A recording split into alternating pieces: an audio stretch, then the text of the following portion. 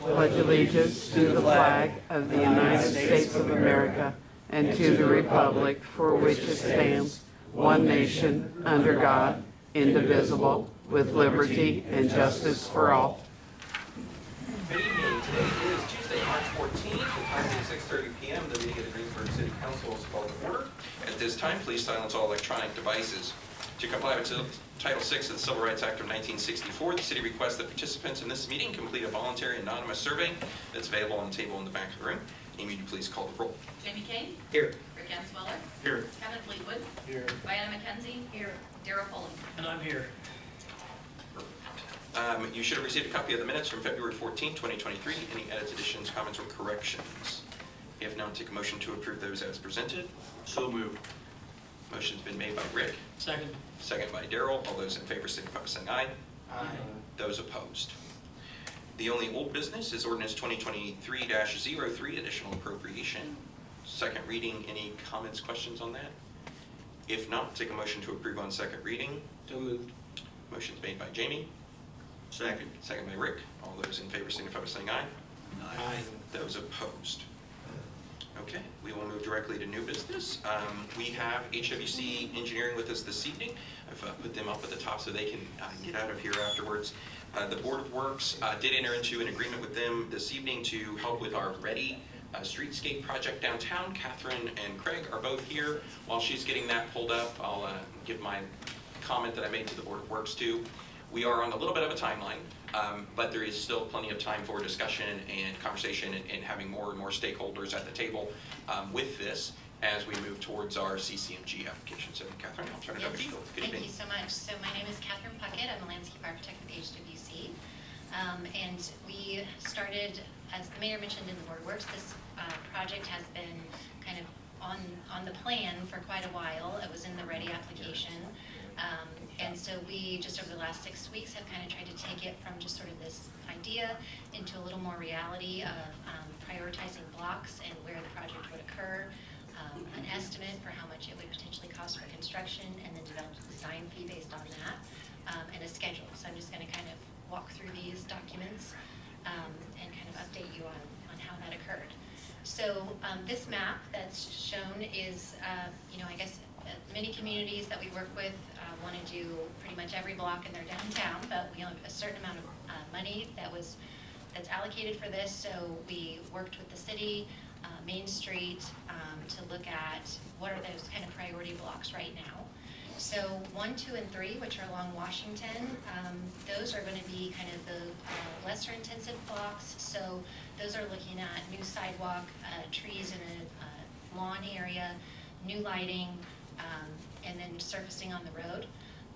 And then that would lead into 4 and 5, which are those more intensive blocks, which wrap the courthouse square. So the east side and the north side. Those would have things like bump outs or curb extensions, trees and grates, special paving like brick pavers, wide concrete sidewalks, lighting, and then site amenities like site furnishing for pedestrians, benches, trash receptacles, things of that nature. So I have a couple sections here that just start to illustrate those two intensity levels. And again, as the mayor mentioned, this was really kind of a scoping process with some input from the city and from Main Street, so there's still definitely a lot of details that need to be worked out. But this first section is showing that kind of lesser intensive block along Washington with the new resurfacing, curbing, the new trees in the tree lawn, and then the lighting and sidewalks. And then this section is more along those intensive blocks around the courthouse square, showing bump outs, the angled parking, street lights, special paving, kind of an amenity zone is a lot of times what we call it, that location with site amenities, new sidewalks, and then resurfacing. So as a part of this last 6 weeks, the study that we've looked into, we drew out and drafted an edge of pavement over an aerial, so we don't have a survey yet, topographic survey, but took recent aerials and drew out kind of that edge of gutter line and where your curb extensions or bump outs would be, and then took takeoffs and quantities to understand all the amounts of materials you would need, the drainage, electrical, conduit, kind of made guesstimates at all of that. And then used pricing that we take from recent bids and estimates, as well as INDOT information, and develop these estimates. So you can see blocks 1, 2, and 3 are less intense, and the price tag is as well. So those kind of range from $350,000 to $585,000 or so. And then the more intensive blocks that have just more area, more drainage, those are in the range of $1 million to $1.2 million per block there. And we, just in 2022, we had a project in Lafayette bid that was just over 2 blocks that was about $1.3 million. So just to kind of give you an idea of that, it's about $650,000 a block. And then based on that, we went through and determined all the different sub-consultants that would be needed, all the different disciplines for design, and established a soft cost design fee as well as construction inspection. So one of the funding sources for this would be CCMG, which requires NDOT pay items and quantifying materials that the contractor is installing and using during construction. So that would require construction inspection. Sometimes you can do projects and not have inspection. In this case, we would need that. So that's what that fee is illustrating. So the mayor mentioned the schedule is a little bit tight. So really the major deadline that we were up against is that CCMG funding application submittal date of the end of July. So the biggest thing we need to get going right away is survey. And once we have that, then we can start to lay out design plans, get through 30, 60, and 90% by July when we would submit for NDOT. Then we would get an award, hopefully sooner than December, but that's when they came in last year, so that's what we're anticipating. And then we would look at bidding in January of next year with construction starting in March of next year, and then construction would move all the way through next year until December. We did note the Tree City Fall Festival, so we would want to make sure to plan around that to be sure that substantial completion happens before that, so you're still able to have that festival and it doesn't affect that. I think in Board Works there was another event mentioned, so we'll be sure to be working closely with you on, having a more detailed schedule as far as construction. Just 2 quick considerations. The first being the just critical attention we will pay to communication with existing business owners. This is just an image from Lafayette where we've done 5 phases of streetscape over the last 10 years. We worked with a local marketing group to ensure there's signage so business, people who are shopping or understand they can still come down in the construction zone and shop, that access is maintained to all the businesses throughout construction. And communication was really critical, having a website so people know when this block is going to be under construction. You can park in a different location, and then when that's complete, and you can come back and park here, and now we're going to have construction in another location. So there's a whole sequencing that will occur with the contractor and the business owners to understand all of that. And then this image is just an aerial image of a community, New Albany, that we did a streetscape project with, and this was their big festival in the fall time frame that we worked with them, making sure that it was substantially complete so they could have that festival and then wrap up construction after that. So just to say that is possible, it just takes a lot of communication. So I think with that, that's kind of my quick update on the project outline. Questions for Catherine? Maybe while you're thinking about that, in the memo I included in your packet, I identified the funding sources. HWC and Craig Ludeman's here as well, has been with us with the Accelerate Rural Indiana region since day one, and this was identified as one of the city's bigger READI projects. Obviously, the west side of the square was done in 2010, so it is aging, but it is well occupied by stores, and there's discussion about when are the other sites going to be done. So this was an opportunity to bring those READI dollars, which are state dollars. And then I've also been talking to the council for a year and a half about ARPA dollars and making sure that we have those available to match the READI dollars when those came. And here's that opportunity. So we'll bring our most of our remaining ARPA dollars to this project to make the one-to-one match with READI. And then the CCMG is a 50-50 on available infrastructure improvements, and that was already, so those are state dollars. So it takes the non-local dollars well over $3.5 million out of the $4.5 million project. The rest of the funds are already budgeted in the 2023 budget. So I don't anticipate that we would need a additional appropriation or have to kind of come back to this. But that's kind of where we're at. I think it's a great opportunity to make those improvements to the 2 remaining sides of the square. Main Street has been at the table, and there was a question at the Board of Works about business owners, and those we have a lot of time to have those conversations about what they would like to see and how they can be incorporated in this as well. And we want to have that. HWC has a very good track record across the state. I've chatted with other mayors who have done projects like this, and they come to the top for these types of projects. So, questions for Catherine? I don't know if I necessarily have any questions for Catherine, just maybe some general comments. I guess my curiosity is there necessarily a need for 1, 2, and 3? I mean, how much, and then the other one is, of the CCMG match, is that $875 the total amount we're getting from the state? Yes, but we. So what we're gonna do is, we're gonna use that $875, and we're gonna match it again for 1.6, 1.7 million to beautify these streets, when there's a lot of streets around this town that are deteriorating, that are gonna be put off one more year, that won't be addressed.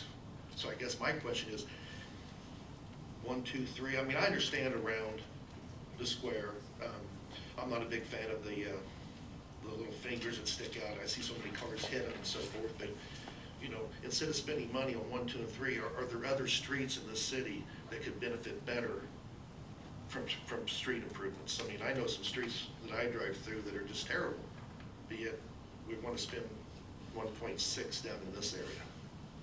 The CCM, so there's a lot of things in there. CCMG is used throughout the project. It's not just blocks 1 through 3. It's available to do existing infrastructure replacement. So like paving that's already there can be done. But my point is, if you don't do 1, 2, 3, you got funds available to do other streets in the city. Correct. Washington Street is on our PASER rating as not good. It falls into. Washington Street's a lot better than a lot of streets I've driven on. I mean, I'd like to see that list of all the streets where they drove and what are the critical streets in comparison to Washington Street. Sure, and we can provide that. We submitted to. And then this is just a personal, you know, it's one of my little personal things. Everywhere I go in this town where there's trees between the streets and sidewalks, we got sidewalks that are lifting, but we continue to do designs that have trees between the sidewalks and streets. And I know they're small trees and it'll take years for it to happen, but eventually those trees are going to affect those sidewalks and potentially anything underground. So, I mean, that's kind of a little pet peeve of mine. But I think we will have those conversations too as we go through design. I will make the comment also to your point about Block 3 being that the city does own the parking lot behind Picker's Paradise and the First Baptist Church. That parking lot is used by people in downtown, and I think there's a lot of opportunity. So that's part of the reason for 3 to connect that available parking and also behind First Financial that people do use. And there is a massive drainage issue there at Jackson and Washington that swamps the whole intersection.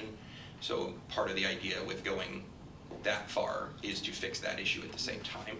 That was one of the other things I was going to want to talk about, but since I was at the Board of Works, the explanation on that, because that really kind of concerned me, seeing that the money from the stormwater ordinance was being used for part of this project. When we did that ordinance, all those funds are 100% meant for stormwater improvements. So I guess I'd like to understand this. Is that all of it, or are we using more than we need to address those stormwater concerns there? And I know this is too early to say that. Yes, and I made the comment to Jamie at the Board of Works too. We can flex that around when it comes. If it comes in, if there's $150,000 worth of stormwater improvements, we'll change that to $150,000. It will go towards stormwater improvements. And then Block 1, which is out here obviously, is simply, for the lack of better terms, a CCMG project. It is sidewalks, and we talked about this, sidewalks, curbs, and pavement. But the sidewalk directly in front of City Hall is already in good shape. We redid it with this project, so that reduction will happen as well. Just for point of clarification, that it is no more than a sort of basic CCMG project. The block of, that is where you have mostly housing. Is that, do you foresee any problems with, you know, property owners, and will they be contacted prior to so that they'll know exactly what's going on? And Yes, so are block, those trees going to be the property owner's responsibility once they're planted? How is that going to? we have, and maybe Ron or Mark can comment on this, we kind of have a weird, they're in city right of way. We have the ability to go cut them down, but we don't police them very well or at all. And so I think that that can be a consideration. Again, we're not even to design, and that can be a consideration. There are only homes on the north side of Block 2, and there are 2 across the street from here, all of which are accessible by alleyway as well. But yes, they would be notified, just as any stakeholder. We will probably even go further out than that as far as notification.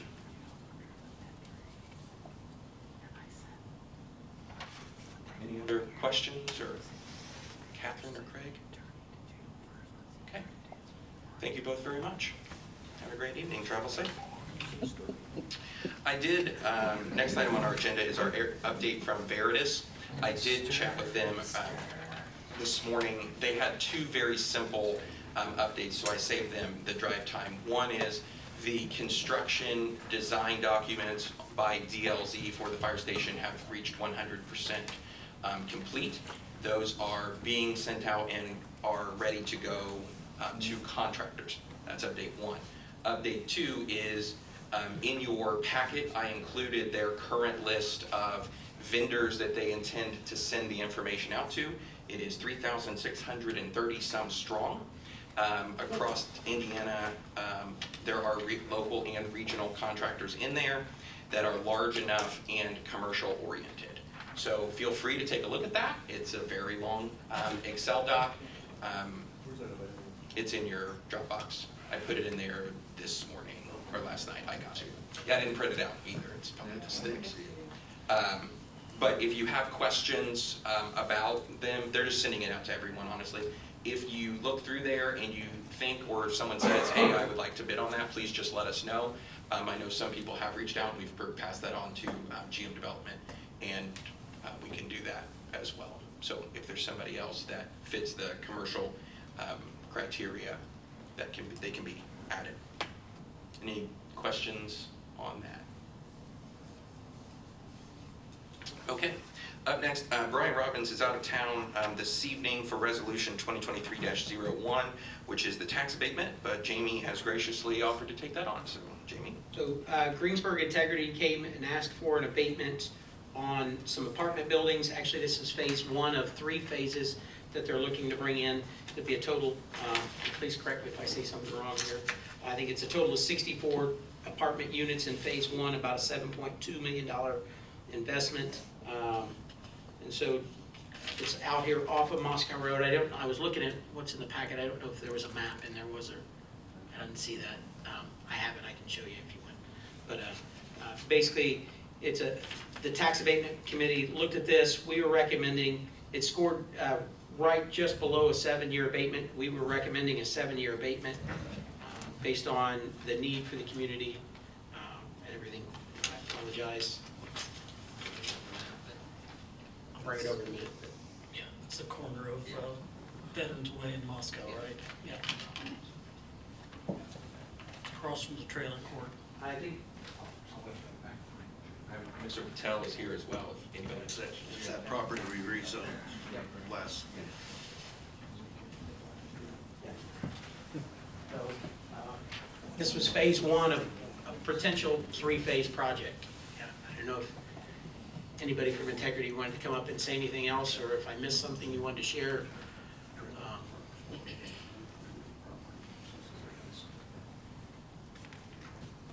Jeff? Yes, sir. It's, it's 192 apartment units is what's being planned total, and 64 in phase 1. There was, as Jamie said, the estimate is 7.2 million. Hopefully it doesn't go over, but that's where we're at with the current material costs and so on. There was, obviously we submitted for what the state permits was a 10-year abatement for it. Mr. Patel is the owner. I'm the contractor on it, so we're going to be doing the build. But so that was, I don't know, the same, from what I could tell on previous complexes, the same size and magnitude, 10 years seemed to be the normal, so that's what we were requesting. I think as far as the amount of people to operate it, it's comparable to the existing ones from that standpoint, so I'm not really sure about the scoring system, how it come in just under for 7 years. I really don't know how that's scored, so I guess that was our thoughts was, if the state offers a 10 for the project, that's what we were hoping to see. It's a big project, very much needed. Make sure it happens. Questions for me? Questions for Jeff? Okay, thank you, sir.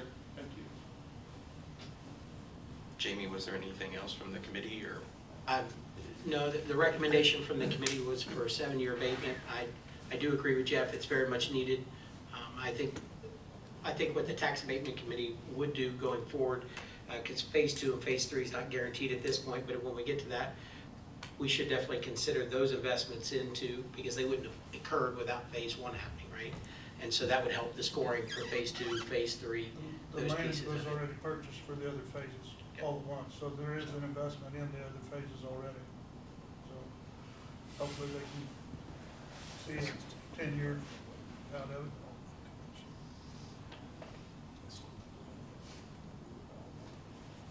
Definitely a needed project for the community.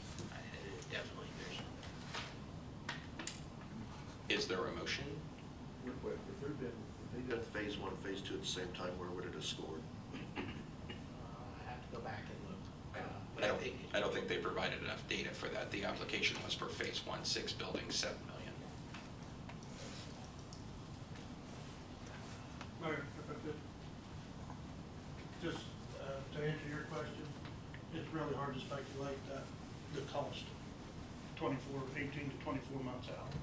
So there wasn't really a valid point in trying to do that. We have an idea that overall it's 22+ million for all of it. And that was taking some consideration over time, but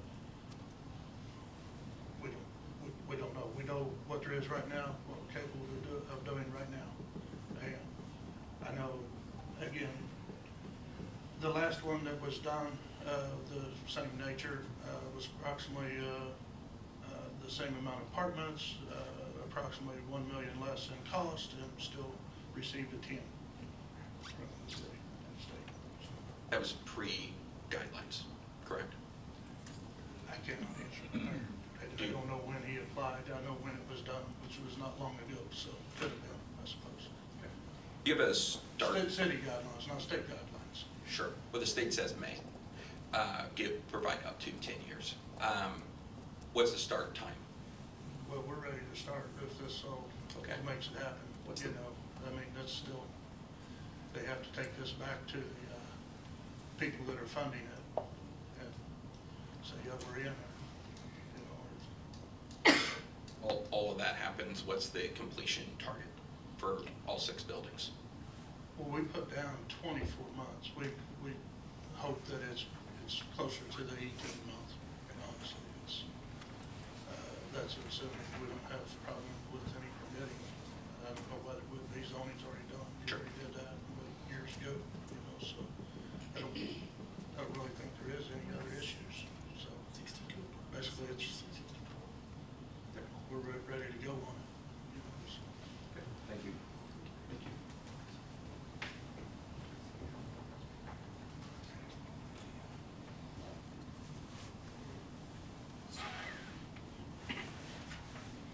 Is there a motion on 2023-01? I'll make the motion that we approve the abatement for a 7-year abatement based on the recommendation of the tax abatement committee. Motion's been made by Jamie. Is there a second? Second. Second by Rick. All those in favor signify by saying aye. Aye. Those opposed? Okay. Thank you and congratulations. We're looking forward to the project. Chief Sturmer, you have an update from the Board of Works about the fire truck.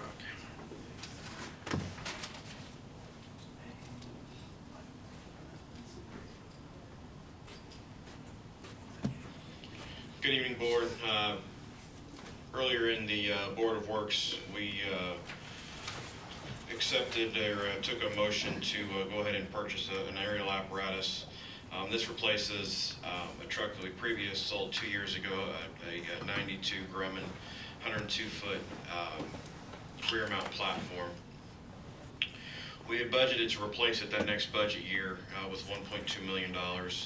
And unfortunately, 3 quotes in working with contractors and manufacturers came in way over $1.2 million. So I returned last year and asked for an additional $400,000 for a total of $1.6 million.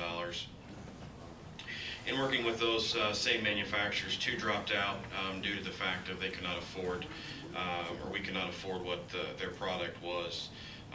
One manufacturer stayed in the race, and we were able to enter into a Sourcewell agreement with them, which is a cooperative purchasing, and it should be in your packets that you can see there, the Sourcewell information.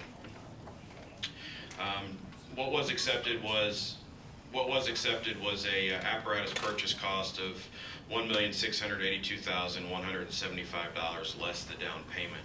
We do have a down payment of $600,000 that is currently budgeted, 400 of that coming out of Fire Cumulative Fund, 200 of that coming out of the 2021 General Obligation Bond, leaving us a net payment due upon delivery of $1,082,175.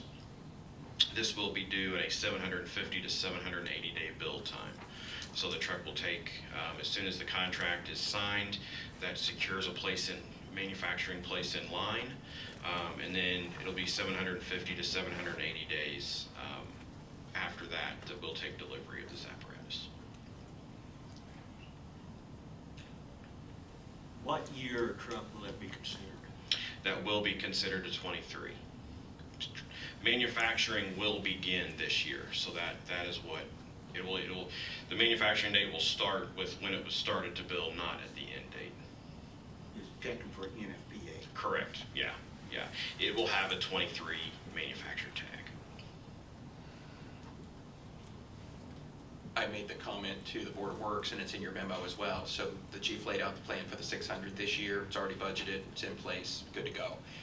And then we will allow the 200,000 that's also in the Q cap budgeted for this year that it's not being spent to revert back, goes back in that fund. And then as we prepare the 2025 budget next year, we will budget for that purchase price, which we're almost there this year with our budgeting process. So by the time we get there, we will have had another 2 years of income that we can sideline and put in the right place, knowing what the dollar amount needs to be. So that's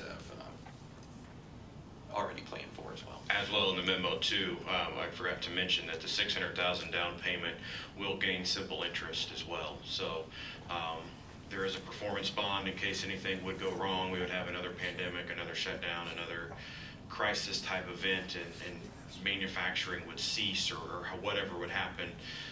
We will get that $600,000 back and not lose any money other than that. Plus that $600,000 again, gaining interest will go against the purchase price of the vehicle. Any questions for the chief on that? Okay. Thank you very much. Thank you.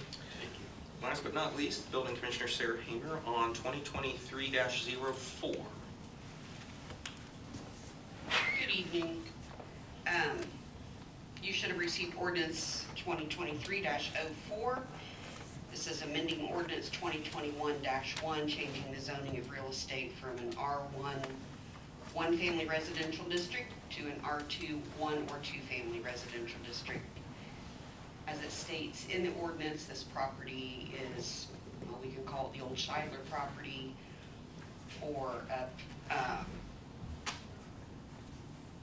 oh my gosh, I don't know how to describe it, up behind Lake Point Apartments. That is the TIF residential area.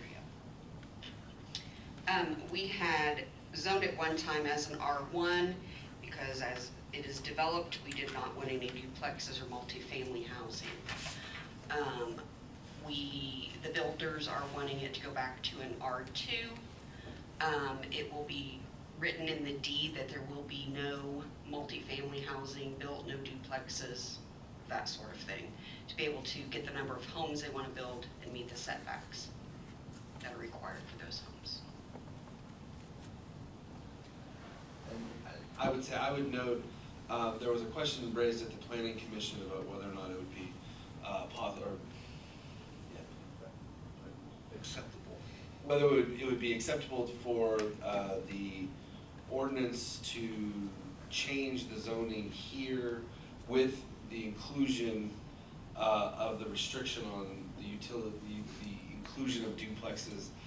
I still think that even at the council level, it is a would require a greater change to our overall zoning ordinance than is necessary for this particular project. So I still believe the cleaner and easier way to handle that is to add it as a requirement to the approved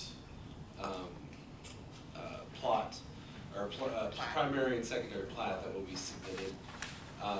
And once that runs with the property and is included in the covenants, it would be first the responsibility of the builder to ensure that that is done, and then subsequently, once it transfers over to most likely a homeowners association, it would then be their responsibility as well. And then we would be able to enforce it as the city, as you would any other, violation of a covenant that runs with the property. Would it be easier, I mean, if the only reason we're rezoning it is for the setbacks, then would it be easier to give them some kind of an exemption on the setbacks and still leave it zoned R1? And then we don't have to. I would say I don't believe so, because of the fact that, because there is some limitations on what can be built in that area, as well as you would then have to go through 72 different setback changes. Yeah. So I would say. Making a suggestion. Yeah, it's easier to just rezone it. It's just, I don't think you can put the restriction on the inclusion of duplexes or multifamily housing. And Jamie, just to add, it's not just necessarily the setbacks, but the R2 zoning is a smaller lot size. So the houses that, with this rezone, the houses that would be built in that area would require no changes to what we currently allow in an R2. They wouldn't be going to Board of Works to get a variance for anything. They would just build what's allowable in the R2. We're just looking for a way to ensure that it would be duplex free. And the builder that is, and the reason this is coming in the form that it is, it's part of the residential TIF project. The builder that is going to be doing that and has, been working with the city, did go on the record at the planning commission that they have no intention of including duplexes in there. I think what Councilman Fleetwood's questions were at that time, and probably currently, are how do we ensure that future owners don't change that thought process. And I think we can do that through the property itself. The property is still technically owned by the redevelopment commission, which Daryl is your appointee. They can control how they sell the property too, and the redevelopment commission has expressed interest in doing this. So I think it will be in the mortgage. It will be in the mortgage. It is also already included in the project agreement that there's very specific requirements related to the housing, and it is already included that there is no duplexes in the project. And their scope of work on the project is every lot that is in that area. So presumably there shouldn't be any lots available to build a duplex on unless you tear down the house that's sitting on it first. So. Everybody clear as mud? Jamie, we had, in planning commission meeting, we had a lot of these same conversations, but having said that, after talking about it, this ordinance is coming to council with all members voting in favor of it with a positive recommendation. I'll make a motion, we pass ordinance 2023-4 on first reading. Motion's been made by Jamie, seconded by Daryl. Any further All those in favor signify by saying aye. Aye. Those opposed? Can we suspend the rules on that one? Yes, I believe you can. Okay, I'll make a motion, we suspend the rules on ordinance 2023-04. Second. Motion's been made by Jamie, seconded by Kevin. All those in favor signify by saying aye. Aye. Those opposed? I'll make a motion, we pass ordinance 2023-04 on the second reading. Motion's been made by Jamie, Second. seconded by Daryl. All those in favor signify by saying aye. Aye. Those opposed? Okay, All right, thank you very much. thank you. Thanks, Sarah. Okay, board and commission updates. Jamie, you want to go first? Yes. Mark Napier came to the Board of Works tonight from Biochem, had some concerns that we might be overspending on some chemicals or might be out of compliance on phosphorus. He left us a packet of some materials I've not got a chance to review. I will. Speaking with Zeke, we are not out of compliance for phosphorus, so just sharing those details. Then Mayor Marsh gave us the same update on the Veritas group that he did with us tonight. Sarah Walton came on behalf of the Girl Scouts, and we approved some street closures for the Cookie Crumbles 5K on April 22nd. Kristen Williams, sorry, I can't talk, never mind, came and asked for some street closures for basically our community events, National Night Out events. We approved those. Zeke Smith came tonight, asked for, we approved the purchase of a digester pump. We approved a task order with Strand for local limit evaluations, and then we approved the demo of the house on Ohio Street, so we can put pumps there and store those things there. Chief Stoner came, and we approved that purchase of the fire truck that he came and talked to us about tonight. We approved April 10th to do some interviews for new hires, potential new hires. We have 2 current open positions on the fire department, and then potentially a 3rd that may be coming up in May. So we're going to interview at least 5 candidates in May, or sorry, April 10th. Get my dates right. Talked about a personnel change, and then we signed a 2-year contract for physicals for the fire department. Mark Klosterkamper came and we talked about heavy trash dates, the week of May 15th through the 19th, and then in August, I don't have those dates in front of me, I apologize, but then dates in August as well. We talked about adding a few other changes to the rules, such as no construction debris, no large quantities of recycling, and no loose trash, so it's got to be bagged up or packaged up based on some of the issues we had over the previous years. And then we approved going into the agreement with HWC Engineering on what they came and talked to us about tonight about. So I think that's it. Or did I miss something? That's it. Can we get those dates? I've already had people calling about heavy trash, so can we get those dates put It's on May this website? 15th through 19th, and I'll get the others here. Can we get those put on the website, though? I already Yes. posted them. They're already Mark mentioned he's going to get them out with the water bills in April and May as well. That way, yeah, so he mentioned he'll get them out. That way we can communicate that. And then as well as the changes that are coming, so. But it's, Rick, you weren't at the Main Street meeting. Missed the meeting. Our annual meeting is this coming month. It's in 2 weeks from tonight, I think. Everyone's welcome to join us. It will be here at City Hall. There's more information available on their website. They have also put together a Main Street Greensburg annual sponsorship packet, if anyone's interested in that, to assist with events and fundraising. And I think those were the big ones. real quick by it, it's August 21st through 25th will be the second week. So May 15th through 19th and August 21 through 25 for heavy trash. Thank you. Kevin, you kind of already gave our plan commission update. Anything else? The other thing we did at plan was elect officers for the year, and then talked about ordinance 2023-4, so.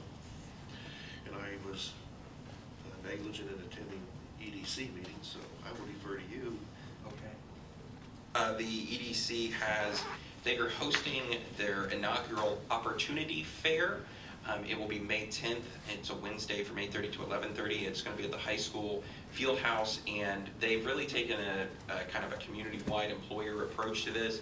It is sort of like a job fair. It's if you want to go to school, or if you want to go to trade school, or if you want to find a job this summer. It has a lot of different opportunities. Jess Barker has come on full-time with the EDC through a state grant from the East Indiana School System, something. And she's serving in that capacity full-time now. So there's going to be a lot more opportunities like this for engagement with the schools and the employers. So that's exciting, and we'll see how that goes. But it's not open to the public. It's for high school students, and I think it's all 3 schools are coming to that as well. There you go.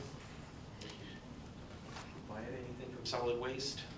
Solid waste is moved to door number 2, right next to the court services. Rumpke's ordered some large recycling containers. They're on order, hopefully to arrive within the next 2 weeks. There's a shred and electronic event this Saturday from 9 to 11 at the fairgrounds. And Mandy's preparing some direct mailers to go out by the end of the month with all the events for the year. And it'll also be posted on the website. Okay. Darrell, redevelopment. I could not attend that meeting, but Ron May was kind enough to send me the minutes. So just to kind of give an overview of those, the mayor introduced Bob Lindgren of Lee and Associates, and he is taking on the properties that the RDC owns along Veterans Way and going to be marketing them for the RDC. And he's going to be using 2 or 3 different internet vehicles to promote the properties. Also, Ron May talked about the residential development project. We're really about in the same place we were last month. Their schedule is still to complete the primary plats and submit that by the end of March to the Planning Commission, and that will be on our agenda to vote on in May. I also talked about the lift station and getting wastewater superintendent Zeke Smith involved in that. Let's see here. The plan list for the redevelopment commission, the mayor and city engineer and Ken Dornick and myself met a few weeks ago and added some things to the list. We are going to be meeting one other time to kind of finalize that, but we are adding some things to the list there. That's all I have, other than I had a pop-up on my phone about an hour ago before I got here. Maybe this is old news, I don't know, but Honda announced that they are going to bring the Accord to Greensburg 2025. It's very good news, and it's exciting, and we're glad to see them continuing to add lines and make investments right here in Greensburg. So that's kind of my tip area too, so I thought I'd just kind of throw that in there. well timed. Any questions for Darrell? Okay. The Chamber of Commerce has hosted their Ag Day breakfast. They had over 180 attendees. It was a sold-out event. Very, very well. About 30 youth showed up and participated in that as well. They also had the legislative update here at City Hall. We had our 3 state reps and our state senator who were here, and they spent about an hour and a half talking about items and issues at the State House last month. So we're glad to continue to host that. And EMA, we continue, I don't know if I mentioned this last week, last month, we continue to work on the Solar Eclipse 2024 planning, so we'll keep working on that. Rick had a bunch of purchases at the water board. There was a pump and some other random things, but roof cap, yeah. And we were having the conversation about the South Water Tower is in need of replacement or repair. And that has been in our capital improvement plan for a few years. It needs to be moved to the top of the list, and so we are starting that process as well. That a fair assessment? That's fair. Great. Insurance committee, Amy was unable to join us last week, but we had our second insurance committee meeting. Dunn and Associates, who is our sort of manager, they're not an insurance company, they're our TPA, which stands for something. And Third-party administrator. Third-party administrator, that is right. And so they came and talked with our group of employees that are on the committee about how we are funded as an insurance committee, where the money comes from, how it's used, how it's spent, what the process is to help better educate them on the process that we have as a self-insured party.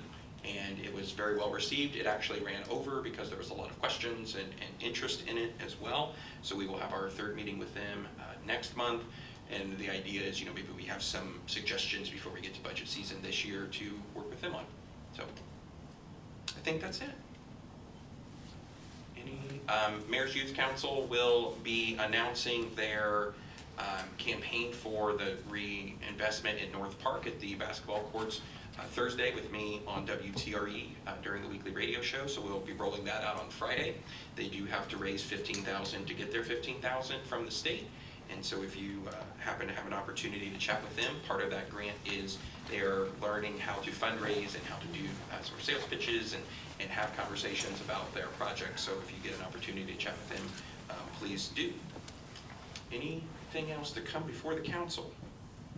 Severe Weather Awareness Week, so make sure you're planning what to do with severe weather, tornadoes. We did the test this morning, I think, if I recall correctly. That's our safety guy. Perfect. Take a motion to adjourn. So moved. Motion's been made. All those in favor signify by saying aye. Aye. Thanks, everyone. See you next month, if not before.